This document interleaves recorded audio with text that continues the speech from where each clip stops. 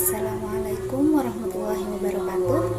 Nama saya Nilufarul Zabilah, NIM 20410503007, akan menanggapi materi tentang peradaban Islam pada masa Bani Umayyah. Dinasti Bani Umayyah merupakan pemerintahan kaum muslimin yang berkembang setelah masa Khulafaur Rasyidin yang dimulai pada tahun 41 Hijriah, dan keberhasilan Muawiyah mendirikan dinasti Umayyah memiliki basis rasional yang solid sebagai landasan pembangunan masa depan. Selain itu, ia mendapatkan dukungan yang kuat dari Suriah dan keluarga Bani Umayyah. Ia juga merupakan seorang administrator yang sangat bijaksana dalam menempatkan para pejabat-pejabat serta memiliki kemampuan yang menonjol sebagai negarawan sejati. Untuk urutan Khalifah Umayyah, yang pertama yaitu Muawiyah ibnu Abi Sufyan pada tahun 41 Hijriah. Lanjut yang kedua Yazid I ibnu Muawiyah 60 Hijriah. Dan yang ketiga Marwan I ibnu Hakam 64 Hijriah. Dan yang keempat Abdul Malik ibnu Marwan 65 Hijriah. Yang kelima Muawiyah 266 Hijriah. Dan yang kelima ada Al-Walid I ibnu Abdul Malik 86 Hijriah. Selanjutnya Sulaiman ibnu Abdul Malik 96 Hijriah. Kemudian Umar ibnu Abdul Aziz 99 Hijriah.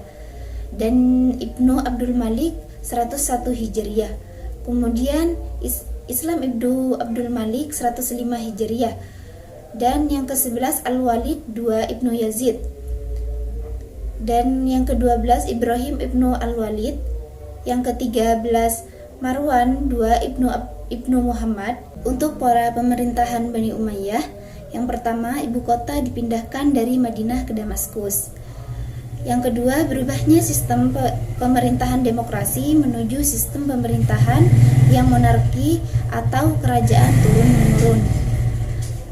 Yang ketiga, khalifah yang terkenal fanatik keakrabannya. Dan yang keempat, kehidupan keluarga Muawiyah yang bergelimang harta dan terisolasi. Untuk organisasi pemerintahan Bani Umayyah, yang pertama organisasi politik, yang kedua organisasi tata usaha negara, yang ketiga organisasi pertahanan, yang keempat organisasi keuangan, dan yang kelima organisasi kehakiman. Selanjutnya, keberhasilan para pemimpin pada masa Bani Umayyah I, yaitu Abdul Malik perbaikan di bidang administrasi pemerintahan dan pelayanan umum digalakkan. Ia memerintahkan penggunaan bahasa Arab sebagai bahasa resmi di setiap kantor pemerintahan. Sebelum itu bahasa Yunani yang digunakan di Suriah, bahasa Persia di Persia.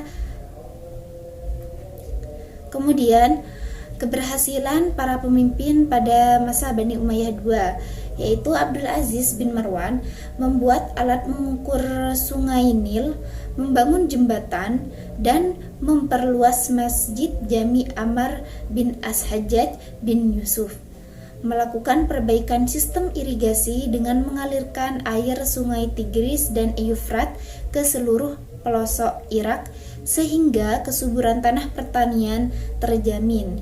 Ia juga melarang keras perpindahan orang desa ke kota. Kehidupan ekonomi pun dibangun dengan memperbaiki sistem keuangan, alat timbangan takaran dan ukuran. Untuk keberhasilan para pemimpin pada masa Bani Umayyah Al-Walid, kesejahteraan rakyat mendapat perhatian besar. Ia mengumpulkan anak yatim dan memberi mereka jaminan hidup dan menyediakan guru untuk mengajar. Dan mereka, bagi orang yang cacat, ia menyediakan pelayanan khusus yang diberi gaji. Orang buta diberikan penuntun dan bagi orang yang lumpuh disediakan perawat. Ia juga mendirikan bangunan khusus untuk orang kusta agar mereka dirawat sesuai dengan persyaratan kesehatan. Untuk keberhasilan para pemimpin pada masa Bani Umayyah keempat, Umar bin Abdul Aziz melakukan pembersihan di kalangan keluarga Bani Umayyah, tanah-tanah atau harta lain yang pernah diberikan kepada orang tertentu dimasukkan ke dalam Baitul Mal. Melakukan pemecatan terhadap para pejabat-pejabat yang sewenang-wenang. Pajak yang dipungut dari orang Nasrani dikurangi, atau pajak yang masih dipungut dari orang yang telah masuk Islam di antara mereka dihentikan. Dengan demikian mereka berbondong-bondong masuk Islam, melakukan perbaikan lahan pertanian, penggalian sumur baru, pembangunan jalan, penyediaan tempat penginapan bagi para musafir, dan memperbanyak masjid. Serta sebagainya orang yang sakit mendapatkan bantuan dari pemerintah dinas pos yang sudah dibangun sejak masa Khalifah Muawiyah juga diperbaiki agar tidak hanya melayani pengiriman surat resmi kepada gubernur dan pegawai khalifah atau sebaliknya, tetapi juga melayani pengiriman surat rakyat, lebih mementingkan dialog daripada peperangan. Mungkin hanya itu yang dapat saya sampaikan. Terima kasih.